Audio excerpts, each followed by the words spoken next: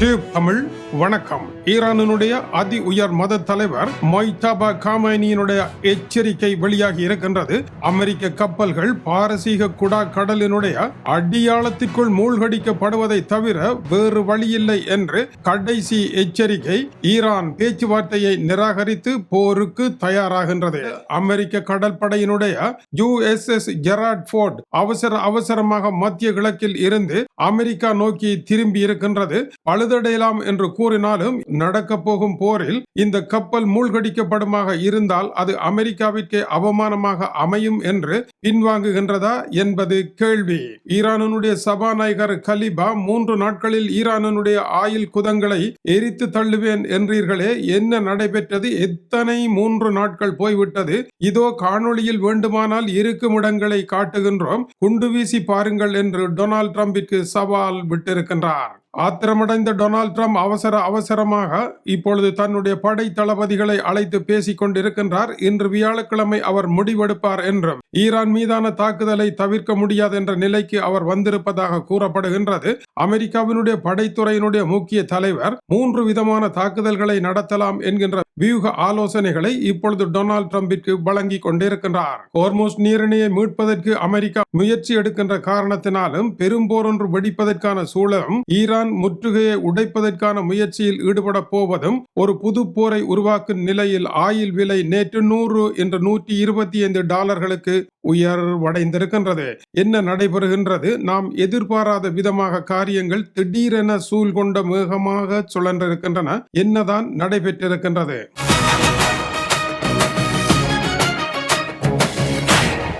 ஈரானுடைய அதி உயர் மத தலைவர் மொய்தபா காமைனியினுடைய அறிக்கை சற்று முன்னர் வெளியாகி இருக்கின்றது. அமெரிக்க போர்க்கப்பல்களுக்கு இனிமேல் பாரசீக வளைகுடாவில் இடமே கிடையாது. அவர்கள் அங்கு நிற்பார்களாக இருந்தால் அவர்கள் நிற்க வேண்டிய இடம் பாரசீக குடா கடலினுடைய அடி ஆழம்தான் என்பதை மறந்து விடாதீர்கள் என்று எச்சரித்திருக்கின்றார். அமெரிக்காவினுடைய முற்றுகை உடைக்கப்பட வேண்டும் என்றும் பிராந்தியத்தில் ஈரானினுடைய ஆதிக்கம் நிலைநாட்டப்பட வேண்டும் என்றும் அவர் விரும்புகின்றார். அதற்கான முயற்சியில் அவருடைய தீவிரமான நடவடிக்கைகள் திசை திரும்பி இருக்கின்றன. மொய்தபா காமைனி கடும் சுகயினம் அடைந்திருக்கின்றார். அவருக்கு சிகிச்சை நடைபெறுகின்றது என்று அமெரிக்கா தான் பக்கத்தில் இருந்து பார்த்தது போல செய்திகளை வெளியிட்டுக் கொண்டிருக்க, ஈரானுடைய இந்தியாவிற்கான துணை தூதுவர் டாக்டர் முகமது ஹொசைன் சைஜீனியா மொய்தபா காமைனி நலமாக இருக்கின்றார் என்று தெரிவித்திருக்கின்றார். இது ஈரானினுடைய திமிரான அறிக்கையாக இருக்கின்றது. இந்த அறிக்கைக்கு பின்னரும் அமெரிக்கா அமைதி காக்க முடியாத நிலை ஏற்பட்டிருக்கின்றது. இந்த நிலையில் அமெரிக்கா என்ன செய்யலாம்? புதிதாக ஆகாய தாக்குதல்களை நடத்தலாம், அதிரடி படைகளை ஊடுருவ செய்யலாம், ஹோர்முஸ் நீரிணையை திறக்க ஏற்பாடு செய்யலாம் என்கின்ற எண்ணங்கள் முதலாவதாக வைக்கப்பட்டிருக்கின்றன. மொய்தபா காமைனியினுடைய அறிக்கை ஈரான் பேச தயாராக இல்லை என்பதை தெளிவாக காட்டுகின்றது. அதேவேளை அமெரிக்கா தாக்குதலுக்குள் இறங்க போகின்றது என்பதை அவர் தெளிவாக அறிந்த பின்னர் தான் இந்த கருத்தை கூறியிருக்கின்றாரா தெரியவில்லை. இதற்கு உதாரணமாக முகமது பாகர் கலிபா அவருடைய காட்டமான அமெரிக்காவை சீண்டி விளையாடுகின்ற அறிக்கை வெளியாகி இருக்கின்றது. அவர் டொனால்ட் ட்ரம்பை கேலி செய்திருக்கின்றார். 3 தினங்களில் எண்ணெய் கிணறுகள் அனைத்தும் வெடித்து சிதறும் என்றீர்களே, இப்பொழுது எத்தனை 3 நாட்கள் போய்விட்டன? உங்களால் முடியுமாக இருந்தால் எங்கே வெடித்து சிதற வையுங்கள் பார்ப்போம். இருக்கும் இடம் தெரியவில்லையாக இருந்தால் நாங்களே நேரடியாக ஒளிபரப்பு செய்கின்றோம், அங்கு வந்து குண்டு வீசி பாருங்கள் என்று டொனால்ட் ட்ரம்பிற்கு சவால் விட்டு இருக்கின்றார். அமெரிக்காவினுடைய தடையால் ஆயில் விலை $40 ஏறும் என்றீர்களே, சற்று முன்னர் $125 ஏறி இருக்கின்றது. இதற்கு ஈரான் பொறுப்பல்ல, உங்களுடைய முற்றுகைதான் பொறுப்பு. உலக சமுதாயத்தை பாதிப்பதற்கு நீங்களே காரணம் என்று அவர் கூறியிருக்கின்றார். கலிபாவினுடைய இந்த துணிகரமான பதிவு ஈரான் இன்னமும் வலுவாகவே இருக்கின்றது என்று ஈரானிய மக்களை உஜ்ஜார்படுத்துகின்ற ஒரு செயல் என்று செய்திகள் தெரிவிக்கின்றன.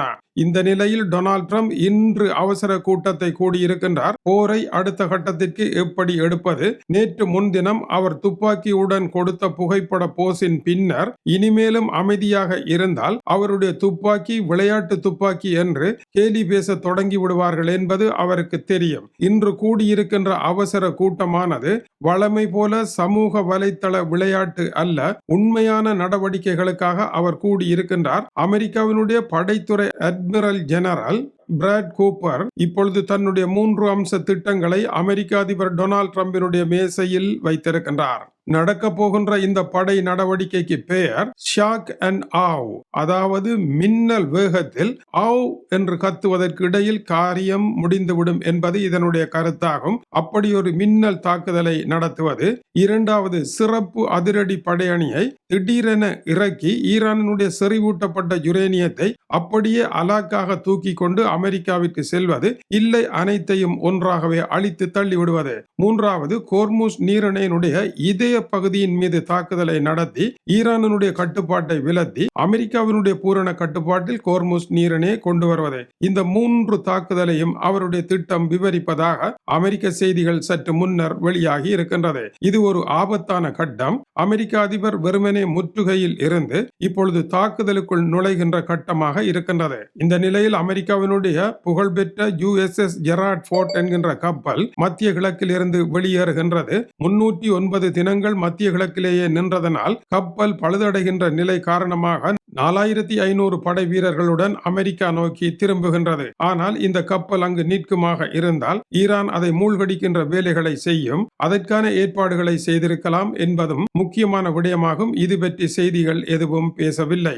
இருப்பினும் இன்று ஈரானுடைய அதி உயர் மத தலைவர் அமெரிக்காவினுடைய கப்பல் பாரசீக குடாவினுடைய அடியாளத்தில் கிடக்கும் என்று கூறியிருப்பது அமெரிக்க கப்பல்களை மூழ்கடிக்க போகின்ற செயலின் ஓர் அங்கமாக இருக்கின்றது. எனவே போர்க்கள நிலைமையானது விட்டு கொடுக்க முடியாமல் இருவரில் ஒருவர் தோற்கின்ற நிலை வரையும் இந்த போரை முன்னகர்த்தாவிட்டால் எதுவுமே செய்ய முடியாது என்ற இடத்திற்கு இருவருமே வந்திருக்கின்றார்கள். இந்த இக்கட்டான நிலை இந்த நிமிடம் திரும்பி இருக்கின்றது. அடுத்து என்ன நடைபெற போகின்றது? தொடர்ந்து இணைந்திருங்கள். இந்த இடத்தில் அமெரிக்கா நிதானமாக இருக்க வேண்டும் என்பது காவியத்தில் காணும் விடயம். கம்பராமாயணத்தில் வாலியிடம் அடி வாங்கி சென்ற சுக்ரீவன் 2வது தடவையும் வந்து போருக்கு தயார், வா வெளியே என்று கூறிய பொழுது இந்த தடவை சுக்ரீவன் சரியான ஆள் யாரோ ஒருவனுடைய உதவியுடன் வந்திருக்கின்றான்.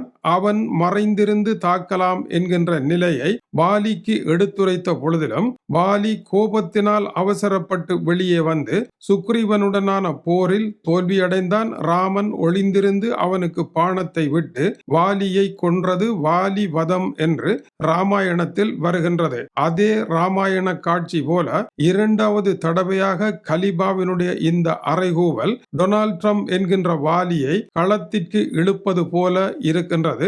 இதன் பின்னால் மறைந்திருக்கும் ராமன் யார் என்பதை சொல்ல வேண்டிய தேவை இல்லை. கண்களுக்கு தெரியாத அந்த ராமனுடைய உற்சாகத்தில் தான் மறுபடியும் சுக்ரீவன் வீதிக்கு வந்திருக்கின்றான் என்ற கோணத்தில் டொனால்ட் ட்ரம்ப் நினைத்து பார்ப்பதற்கு அவருக்கு ராமாயணம் தெரியுமா?